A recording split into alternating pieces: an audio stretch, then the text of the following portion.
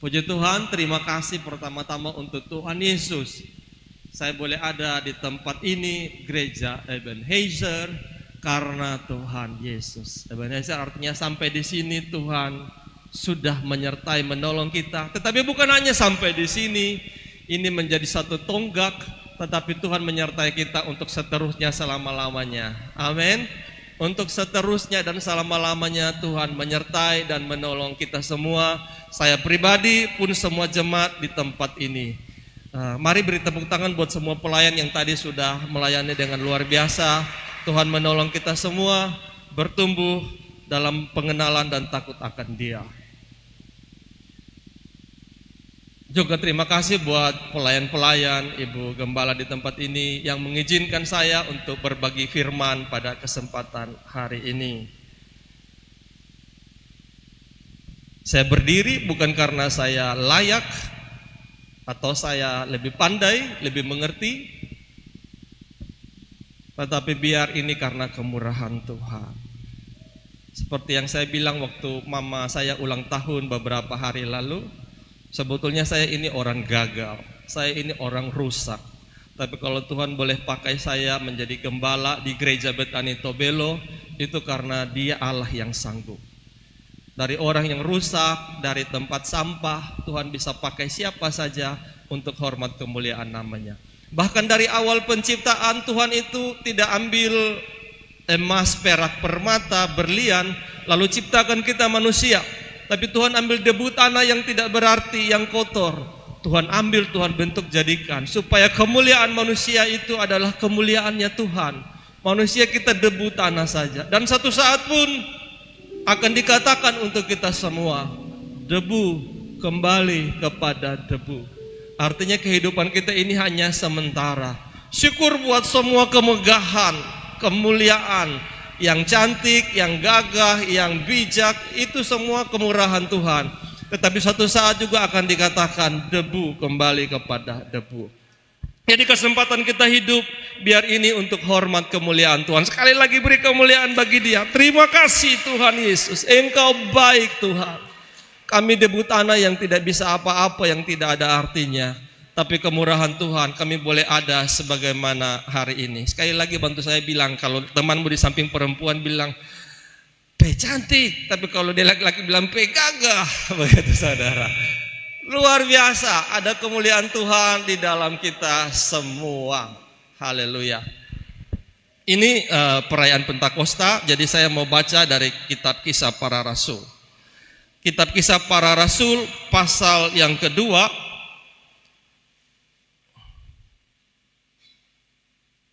ayat yang pertama sampai ayat yang keempat. Kita akan baca bergantian. Semua bangkit berdiri, saya satu ayat dan umat Tuhan pada ayat yang kedua.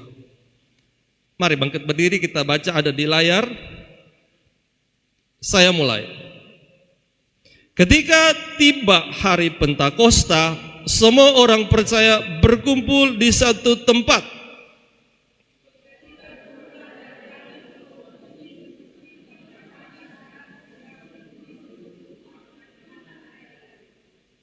Dan tampaklah kepada mereka lidah-lidah seperti nyala api yang bertebaran dan hingga pada mereka masing-masing. Sama-sama ayat 4.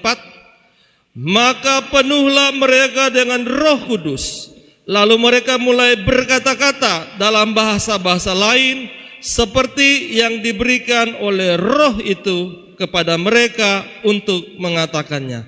Amin. Silakan duduk. Sampai sekian jauh pembacaan firman Tuhan pada pagi hari ini. Ini peristiwa yang dicatat pada hari Pentakosta, fenomena yang terjadi. Murid-murid sedang berkumpul di loteng atas dan tiba-tiba terjadi fenomena, ada guncangan, ada angin keras bertiup dan tampak lidah-lidah seperti nyala api bertebaran dan Roh Kudus hingga pada masing-masing murid. Kemudian mereka manifest dengan berkata-kata dalam bahasa roh. Menjadi satu momen kegerakan Pentakosta yang luar biasa. Gereja bertumbuh dengan luar biasa dengan pertolongan Roh Kudus sejak hari pencurahan Roh Kudus, hari Pentakosta. di loteng atas Yerusalem, mulailah kegerakan rasul-rasul dipimpin oleh Petrus berkhotbah dan langsung 3.000 orang bertobat. Jumlah murid terus ditambahkan dari hari ke hari dengan pertolongan dari Roh Kudus.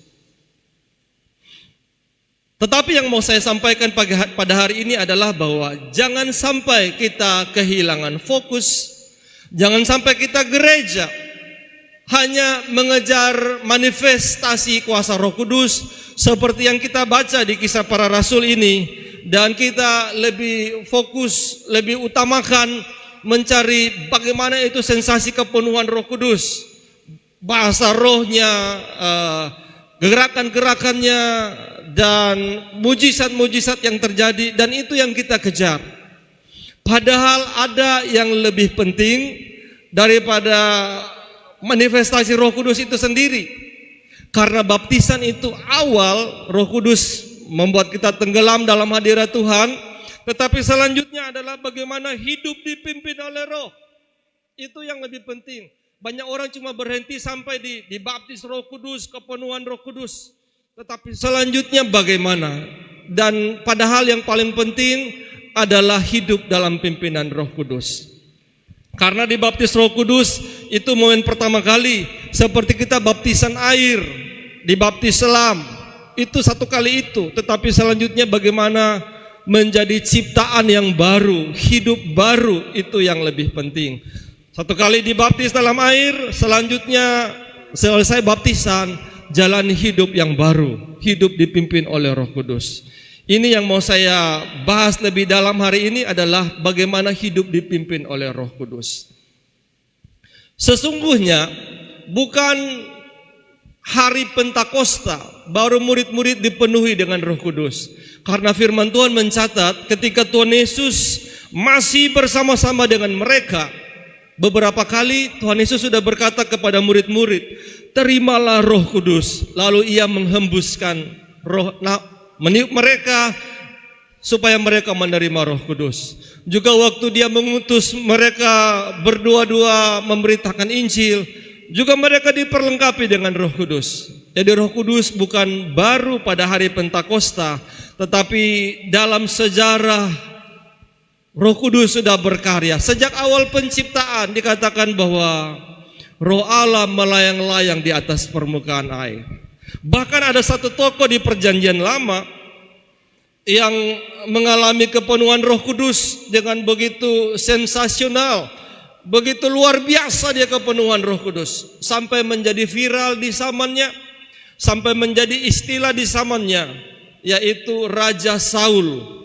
Dia orang dari bukan kalangan nabi, bukan golongan nabi, kepenuhan Roh Kudus. Kalau nabi-nabi kepenuhan Roh Kudus itu sudah biasa dilihat masyarakat. Oh, nabi-nabi habis berdoa, turun dari gunung berdoa dengan mereka kepenuhan, bahasa roh, menari-nari, itu sudah biasa masyarakat lihat.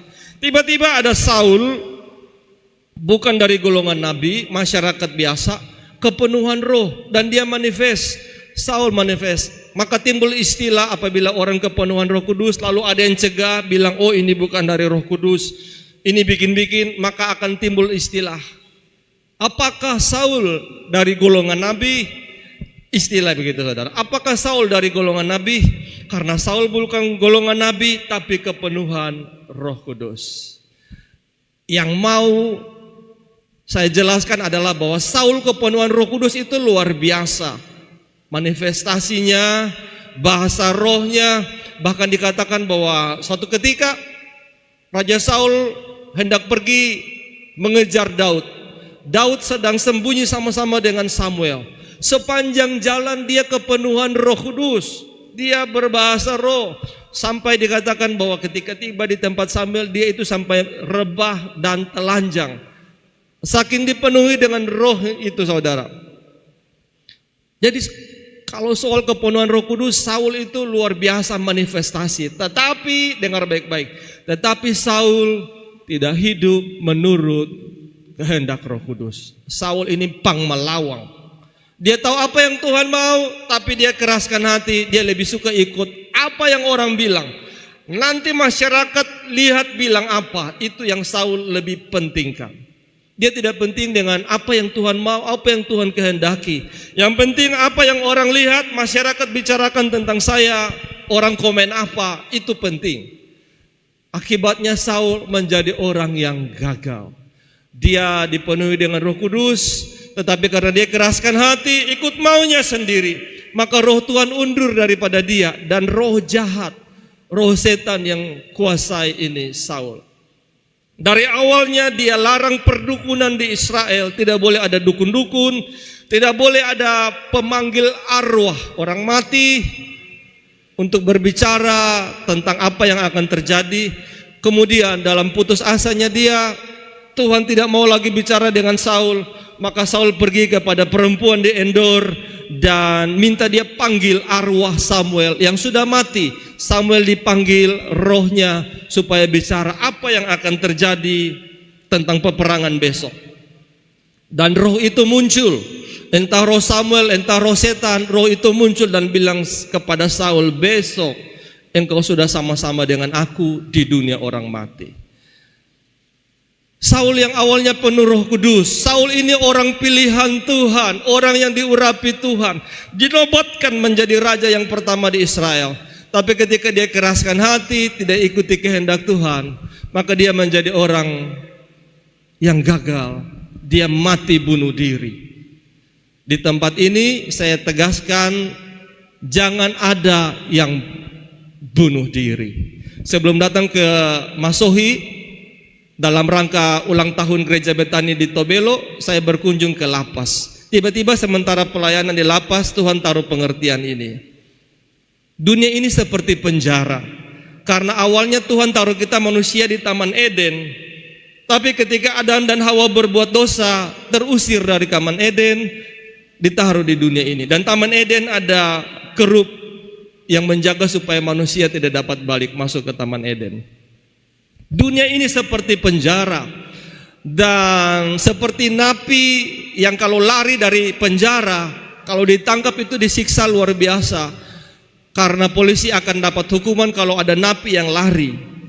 Jadi orang yang bunuh diri itu juga seperti napi yang lari dari penjara. Jangan ada yang bunuh diri. Jangan ada yang bunuh diri, itu engkau lari dari kehendak Tuhan. Nanti ada waktunya bebas dari penjara dunia yang fana ini. Napi-napi juga menjalani proses di penjara masing-masing. Sesudah selesai masa tahanan, mereka boleh tinggalkan lapas tersebut. Engkau dan saya ada di dunia ini, jangan bunuh diri. Jalani kehendak Tuhan. Suka duka jalani sampai kehendak Tuhan terjadi. Saul, dia mati bunuh diri. Dia mengejar kesuksesan, dia pertahankan jabatan. Waktu dia dengar suara perempuan-perempuan menyanyi memuji Daud lebih dari dia. Dorang punya kata-kata pujian, lagu yang dorang nyanyikan berbalas-balasan. Saul mengalahkan beribu-ribu musuh. Tetapi Daud berlaksa-laksa itu berpuluh-puluh ribu. Dan Saul tidak terima, dia iri hati, dia cemburu, dia benci kepada Daud. Sampai hari matinya dia benci. Padahal Daud tidak ada memusuhi dia. Saul mati bunuh diri. Orang yang diurapi, orang pilihan Tuhan, karena keraskan hati. Jangan terjadi di tempat ini ada yang mengikuti jejak Saul, yang keraskan hati, yang pentingkan apa kata orang bukan apa kata Tuhan, dan akhirnya menjalani orang yang gagal. Tuhan rencananya meneguhkan kerajaan atas Saul dan keturunannya, tapi setelah dia memberontak, dia tidak ikuti kehendak Tuhan, maka tidak terjadi seperti rencana awal Tuhan. Selanjutnya, tokoh yang kedua yang saya mau kita belajar pagi hari ini dari Kejadian 45 ayat 4 sampai 8. Yang pertama, Raja Saul taatlah kepada Tuhan. Yang kedua, Kejadian 45 ayat 4 sampai 8. Kita akan baca bergantian lagi seperti tadi. Kejadian 4 sampai 8, saya satu ayat dan umat Tuhan sama-sama ayat berikutnya. Lalu kata Yusuf kepada saudara-saudaranya itu, marilah dekat-dekat. Maka mendekatlah mereka, katanya lagi, akulah Yusuf, saudaramu yang kamu jual ke Mesir.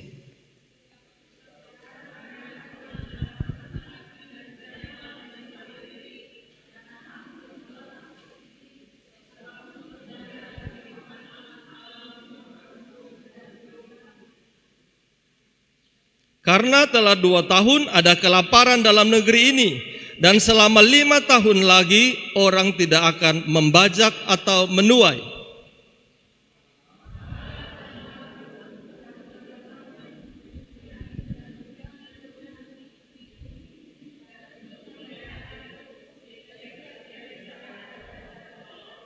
Sama-sama ayat 8. Jadi bukanlah kamu yang menyuruh aku ke sini, tetapi Allah, dialah yang telah menempatkan aku sebagai bapa bagi Firaun dan tuan atas seluruh istananya dan sebagai kuasa atas seluruh tanah Mesir. Tokoh yang kedua yang kita belajar pagi ini, orang yang taat kepada Roh Kudus, adalah Yusuf. Yusuf tahu persis siapa yang jual dia. Yusuf tahu persis siapa yang buang dia ke dalam sumur, jual dia kepada pedagang-pedagang Midian dan membuat dia jadi budak di Mesir. Yusuf tahu persis siapa yang fitnah dia, bikin dia masuk ke penjara. Tetapi di ayat yang tadi kita baca, Yusuf punya pandangan yang jauh ke depan, dan dia tidak lagi melihat manusia yang membuat dia susah. Dia tidak lagi melihat saudara-saudara ini yang punya iri hati, yang jahat, yang menjual dia ke Mesir. Tapi Yusuf melihat ada Tuhan, Tuhan yang punya rencana. Jadi Yusuf punya kesimpulan di ayat 8 tadi, bukan kamu yang menyebabkan aku ada di Mesir, tetapi Allah, Dia yang mengutus aku mendahului kamu. Ini orang yang dipenuhi Roh Kudus, tidak hidup dalam kebencian, tidak hidup menyalahkan orang lain. Oh, dia yang bikin saya susah, dia yang fitnah saya, dia yang tipu saya. Itu bukan dipimpin Roh Kudus. Yusuf yang dipimpin Roh Kudus melihat bahwa Tuhan yang pegang kendali. Memang saudara-saudara ini sudah buat jahat. Memang Potifar sudah dengar fitnah istrinya dan masukkan saya ke penjara. Memang teman saya juru minuman, dia sudah lupakan saya. Tetapi lebih daripada semua manusia ini, Yusuf melihat ada Tuhan yang campur tangan dalam semua kejahatan manusia, ubah mendatangkan kebaikan. Yusuf bilang, memang kamu sudah reka-rekakan yang jahat, tetapi Tuhan sudah reka-rekakan untuk kebaikan. Bapak Ibu di tempat ini, jangan simpan sakit hati dengan orang-orang yang berbuat jahat kepadamu. Dong bilang begini, dorang fitnah begini, dorang bikin jahat begini, tipu saya dan keluarga dan seterusnya. Jangan simpan sakit hati seperti itu. Lihat Yusuf, dilupakan oleh semua, dalam penjara tanpa harapan. Tidak ada putusan berapa tahun dia boleh bebas, tidak ada harapan untuk bebas. Tetapi ketika Tuhan menolong, tidak ada satu kuasa yang dapat menahan. Dari dalam penjara yang tertutup, yang tidak ada pengacara, pembela, Yusuf keluar menjadi pemimpin di Mesir. Itulah pekerjaan Tuhan. Tidak ada yang dapat menghalangi. Ketika Yusuf berusaha dengan caranya sendiri, dia kecewa. Temannya juru minuman yang dia pesankan, kawan, kalau sudah keluar penjara, tolong ingat kepada saya. Kalau sudah keluar penjara dekat Raja Firaun, tolong cerita masalah saya. Bagaimana saya difitnah dan akhirnya masuk penjara ini. Tetapi juru minuman juga lupakan dia.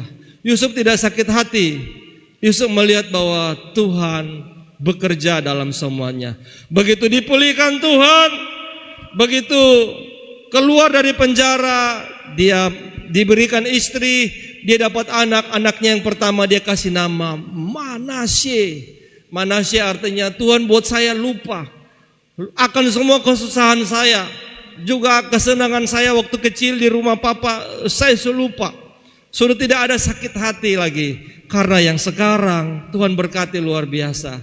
Biar jemaat Ebenezer ini bukan jemaat-jemaat yang terus menyimpan luka, kepahitan masa lalu, tetapi jemaat yang bisa melepaskan dan berkata, yang sekarang Tuhan buat jauh lebih baik daripada yang sebelumnya. Berikan kemuliaan kepada Tuhan. Biarlah ada Manasye-Manasye di tengah-tengah jemaat ini. Tuhan membuat lupa akan masa lalu yang pahit, yang difitnah, yang ketika dia menangis di sumur, saudara-saudara tidak peduli. Don tetap keraskan hati dan jual dia. Yusuf dipulihkan. Tujuannya satu, bukan supaya Yusuf sombong, bukan. Supaya memelihara kehidupan suatu bangsa yang besar. Tuhan pakai Yusuf menjadi berkat. Tokoh yang berikutnya,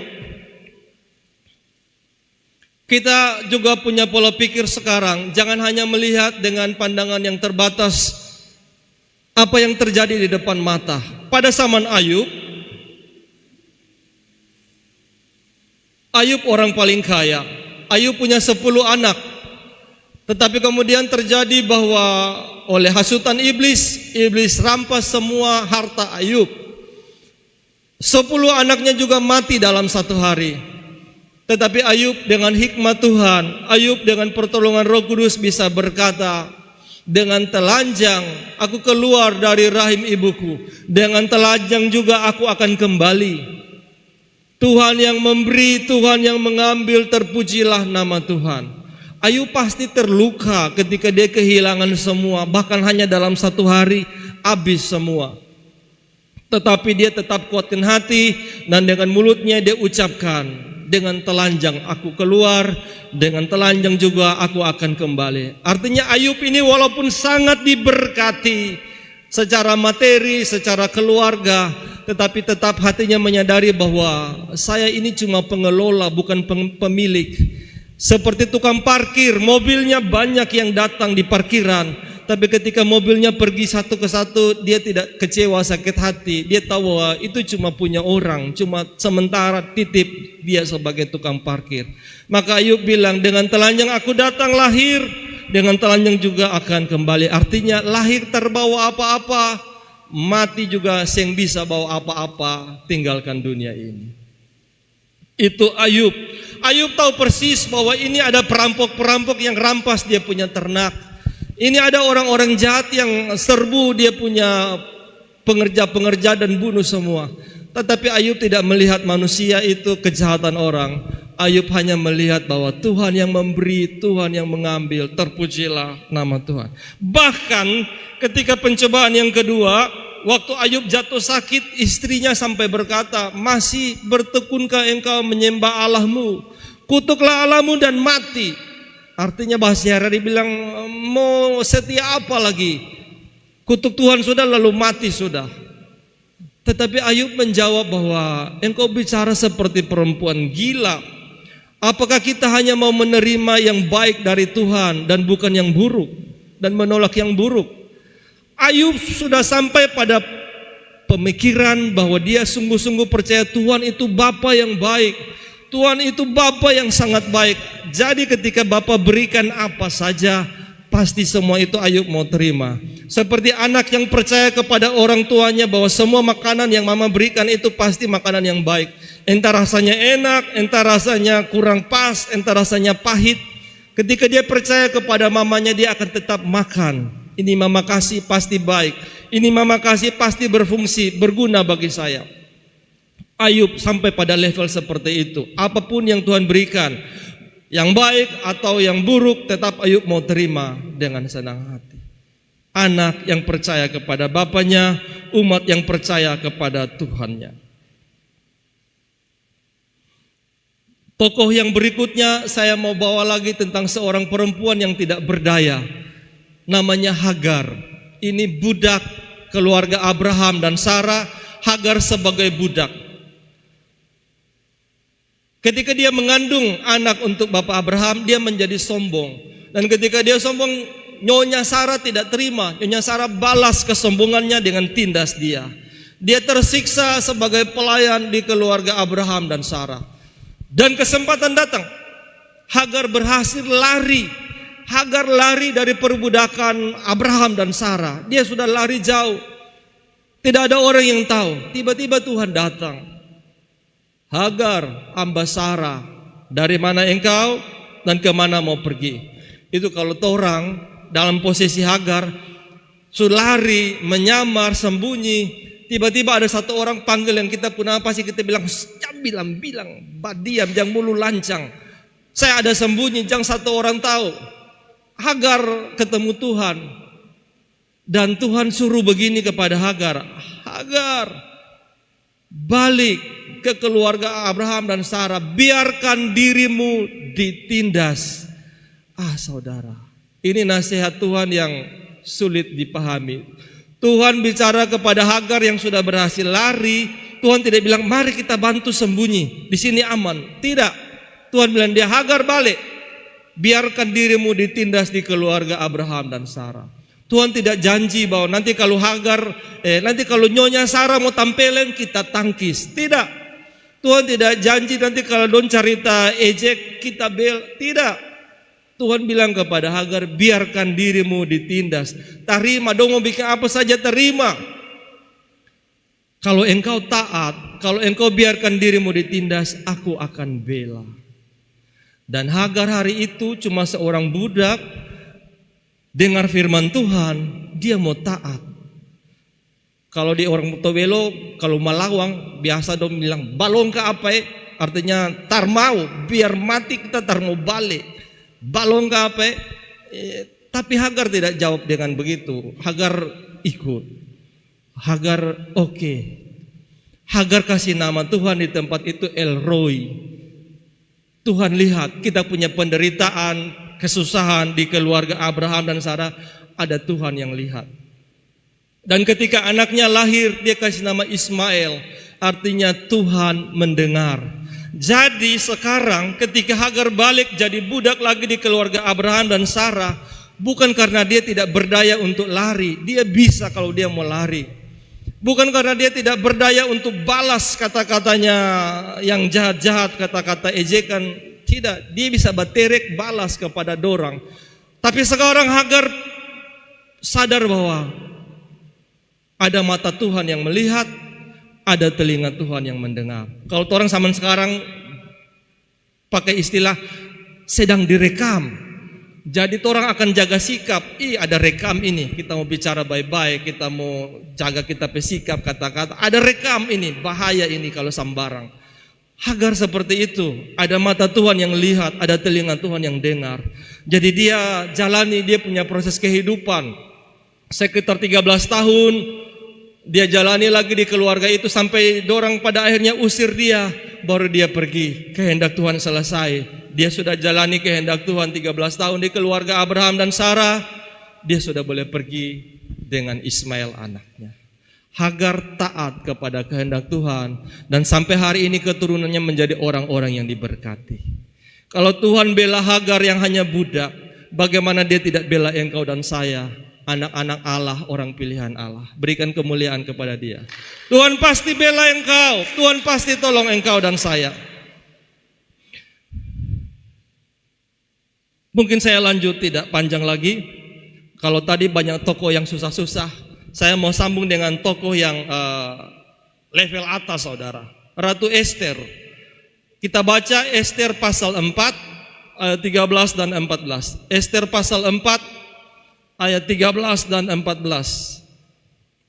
Ester pasal 4 ayat 13 dan 14. Demikian bunyi firman Tuhan. Maka Mordekai menyuruh menyampaikan jawab ini kepada Ester. Jangan kira karena engkau di dalam istana raja, hanya engkau yang akan terluput dari antara semua orang Yahudi. Ayat 4. Sebab sekalipun engkau pada saat ini berdiam diri saja, bagi orang Yahudi akan timbul juga pertolongan dan kelepasan dari pihak lain. Dan engkau dengan kaum keluargamu akan binasa. Siapa tahu, mungkin justru untuk saat yang seperti ini engkau beroleh kedudukan sebagai ratu. Saya ulangi bagian B yang terakhir. Siapa tahu, mungkin justru untuk saat yang seperti ini engkau beroleh kedudukan sebagai ratu. Artinya Mordekai bicara kepada Ester, Ester, jangan kira, jangan pikir engkau jadi ratu itu karena cantik, karena engkau manis, karena engkau pintar. Bukan Ester.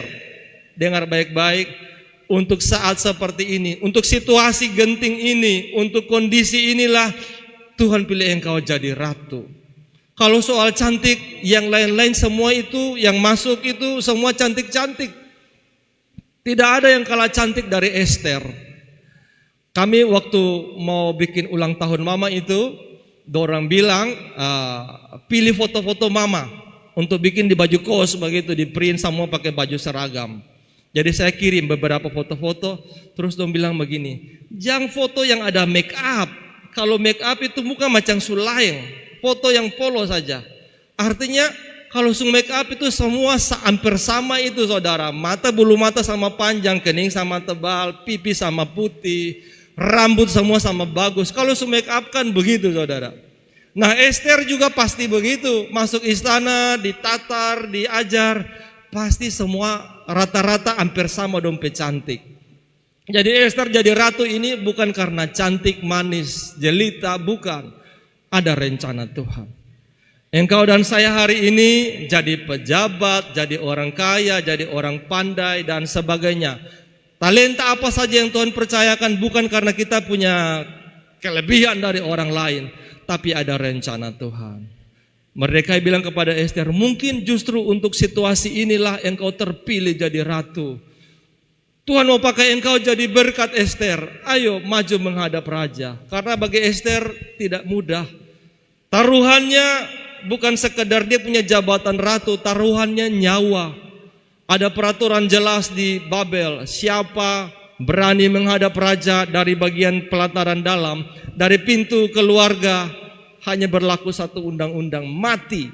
Kecuali raja ulurkan tongkat emas, baru bisa hidup.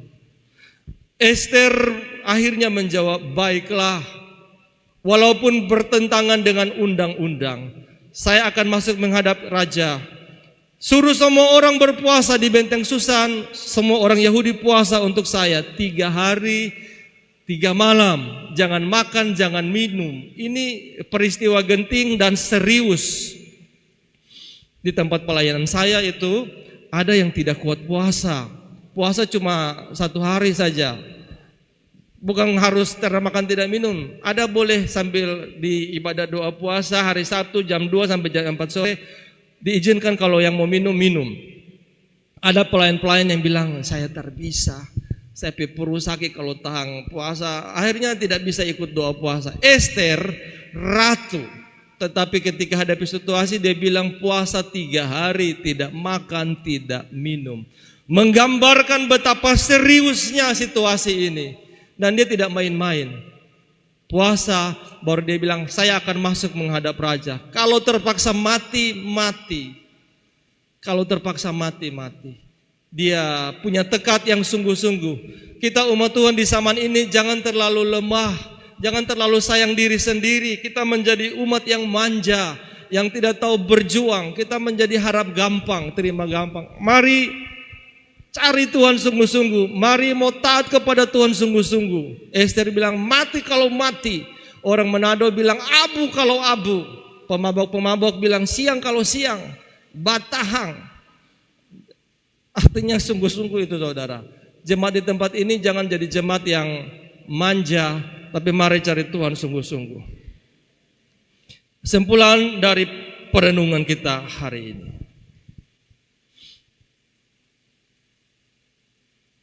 Mari saya panggil para pelayan tampil ke depan. Umat Tuhan mari bangkit berdiri. Mari kita melihat ada rencana Tuhan dalam setiap situasi kita. Waktu orang fitnah, waktu orang jual kita, waktu terjadi hal-hal yang tidak kita inginkan. Percaya ada maksud, ada rencana Tuhan. Ketika doa-doa kita tidak dijawab, percaya Tuhan lebih tahu, Tuhan lebih mengerti. Saya renungkan tentang Raja Hizkia. Terkenal Hizkia sakit dan disembuhkan. Ketika Hizkia sakit, dia berdoa sungguh-sungguh. Siang malam Hizkia berdoa. Datang jawaban Tuhan. Hizkia, sampaikan pesan terakhir, engkau akan mati tidak sembuh lagi. Hizkia tidak putus asa, dia tetap berdoa. Tuhan ingat saya, Tuhan tolong, Tuhan sembuhkan saya. Akhirnya Tuhan sembuhkan. Tetapi apa yang terjadi? Apa yang terjadi ketika Hizkia sembuh, usianya ditambah 15 tahun? Apa yang terjadi? Hizkia justru rusak. Hizkia justru jadi jahat. Hizkia egois, sombong. Datang firman Tuhan kepada Hizkia, nanti keturunanmu akan jadi budak di Babel. Nanti bangsa Israel akan dibuang ke Babel. Hizkia dengan egois menjawab, baik, sungguh baik firman Tuhan yang engkau ucapkan. Tapi dalam hati Hizkia bilang, yang penting di zaman saya aman, terserah di zaman berikut. Mau jadi apa, mau jadi budak, mau hancur ini bangsa dan negara, terserah. Hizkia jadi jahat. Mungkin kita berdoa minta jabatan, minta berkat, minta kesembuhan, minta pertolongan Tuhan. Apakah ketika orang-orang sakit itu sembuh, dia akan menjadi baik, bersyukur, memuliakan Tuhan, hidup benar di hadapan Tuhan? Ataukah seperti Hizkia yang ditolong Tuhan tapi kemudian menjadi jahat, menjadi sombong, menjadi egois, dan melahirkan Manasye yang kemudian menjadi raja paling jahat di Yehuda, yang memenuhi Yerusalem dengan darah orang-orang kudus. Manasye memerintah 13 tahun waktu dia jadi raja. Artinya dalam masa perpanjangan usia Raja Hizkia, lahir ini anak yang jahat, raja yang sangat jahat. Engkau dan saya mungkin berdoa untuk hal-hal yang kita lihat, bukankah ini baik, bukankah ini benar, bukankah ini sungguh baik? Tuhan lebih tahu, Tuhan lebih mengerti.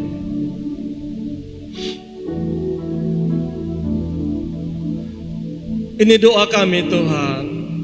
Kami manusia terbatas. Mungkin kami seperti Raja Hizkia yang meminta hal-hal yang baik menurut pandangan kami. Kami berdoa minta kesembuhan, kami berdoa minta kekuatan, minta hikmat, minta kekayaan, minta pertolongan Tuhan dalam banyak hal, dalam aspek kehidupan kami.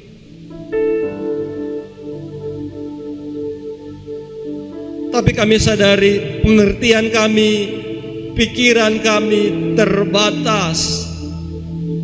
Tuhan, Engkau melihat jauh ke depan. Engkau tahu apa yang akan terjadi kalau doa-doa kami dijawab. Masihkah kami setia? Kalau doa-doa kami dijawab, apakah orang sakit yang sembuh ini tetap hidup dalam kebenaran? Ataukah dia akan memberontak menjadi orang-orang yang jahat? Karena itu hari ini kami berdoa, kami mau taat kepadamu Tuhan, kepadamu ya Allah Roh Kudus. Engkau bawa kami kemana, kesitulah kami pergi. Engkau cegah kami pergi kemana, kami tidak akan pergi ke situ. Seperti Kristus taat kepada Bapa, biar kami semua jemaat GSJA Ebenezer Desa Sehati ini mau taat kepada Engkau Tuhan.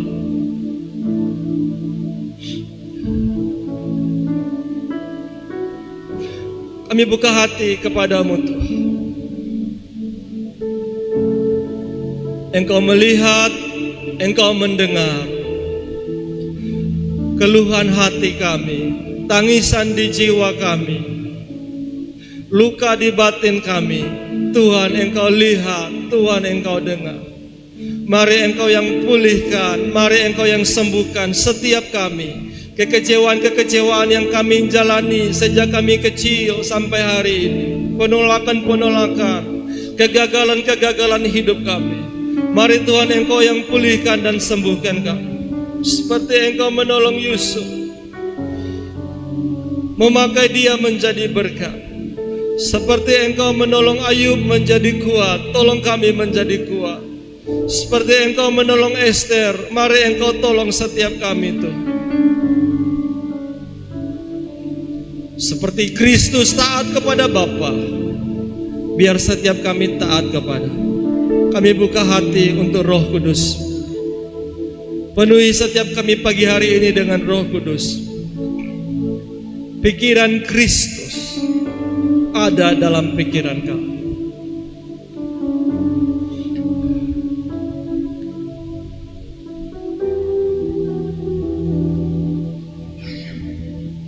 Setiap tetes hujan yang turun pagi hari ini, tidak ada yang kebetulan turun. Setiap helai rambut kami yang gugur, yang jatuh, tidak ada yang kebetulan. Ada dalam pengetahuan Tuhan. Peristiwa-peristiwa besar, peristiwa-peristiwa kecil, peristiwa-peristiwa sepele di hidup kami ada dalam pengetahuan Tuhan. Seperti Ayub berkata, hari ini kami mau berkata, Bapa terima kasih. Semua yang Engkau buat, semua yang Engkau beri, semua yang Engkau izinkan terjadi hanya dari hati yang mengasihi kami. Kami mau bersyukur kepadamu. Juga untuk doa-doa kami yang tidak Engkau kabulkan, terima kasih. Engkau lebih tahu, Engkau lebih mengerti. Terpujilah Tuhan Yesus Kristus. Untuk hamba-Mu yang Engkau pakai sebagai pimpinan di jemaat ini, untuk semua pelayan-pelayan, untuk semua jemaat, Tuhan berkati, berikan kesatuan hati. Perbedaan-perbedaan yang ada bukan membuat mereka terpecah dan bermusuhan. Perbedaan-perbedaan yang ada justru mereka saling melengkapi. Bukan seperti Menara Babel, ketika bahasa mereka berbeda-beda, mereka terpecah-pecah dan tidak dapat menyelesaikan Menara Babel. Biarlah seperti murid-murid di loteng atas, walaupun bahasa mereka berbeda-beda, berbagai-bagai bahasa mereka ucapkan, tetapi mereka tetap bersatu. Mereka saling menerima, sehati seperti nama desa ini. Mereka bersepakat bertekun di dalam Engkau Tuhan. Terpujilah Tuhan Yesus Kristus. Terpujilah Tuhan Yesus Kristus. Roh Kudus-Mu Engkau curahkan bagi jemaat di tempat ini. Mari ya Allah Roh Kudus penuhi setiap kami. Kami terima Roh Kudus dalam nama Tuhan Yesus Kristus. Kami menerima Engkau ya Allah Roh Kudus. Kami menyambut Engkau ya Allah Roh Kudus sebagai sahabat terbaik di hidup kami, penasehat agung kami, sahabat sejati kami, pembimbing kami. Engkau Allah Roh Kudus, mari pimpin hidup kami. Bapa terima kasih, Tuhan Yesus terima kasih.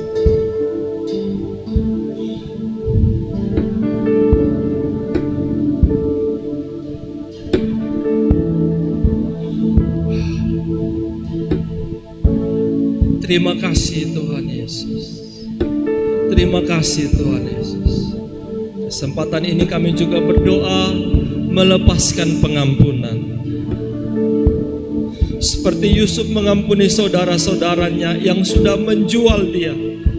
Hari ini kami mau berdoa lepaskan pengampunan untuk orang-orang yang sudah menyusahkan hidup kami, menipu kami, berbuat curang kepada kami, berbuat jahat, fitnah, ejekan.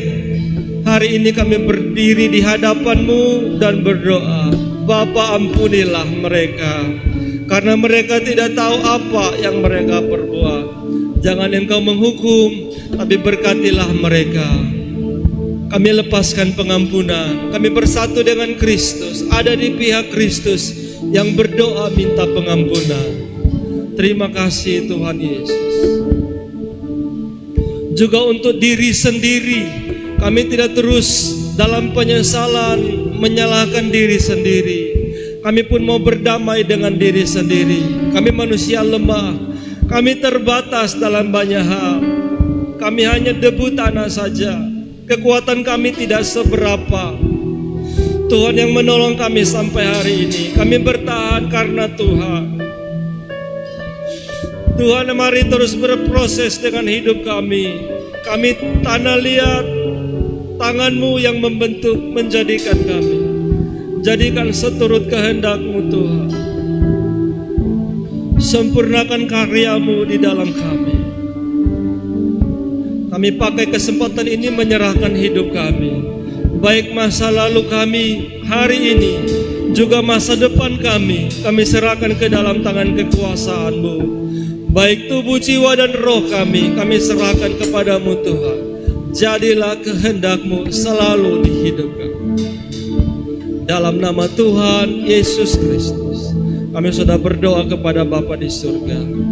Amin. Sama-sama kita katakan amin. Berikan kemuliaan kepada Tuhan.